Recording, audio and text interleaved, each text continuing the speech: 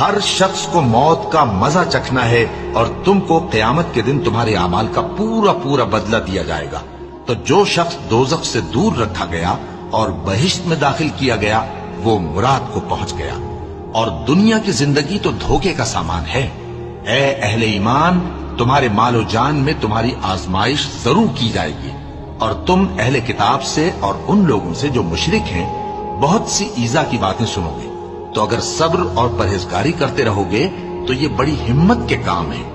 اور جب اللہ نے ان لوگوں سے جن کو کتاب عنایت کی گئی تھی اقرار لیا کہ اس میں جو کچھ لکھا ہے اسے لوگوں سے صاف صاف بیان کرتے رہنا اور اس کی کسی بات کو نہ چھپانا، تو انہوں نے اس کو پس پشت پھینک دیا اور اس کے بدلے تھوڑی سی قیمت حاصل کی۔ یہ جو کچھ حاصل کرتے ہیں برا ہے۔ جو لوگ اپنے کیے ہوئے کاموں سے خوش ہوتے ہیں اور وہ کام جو کرتے نہیں ان کے لیے چاہتے ہیں کہ ان کی تعریف کی جائے۔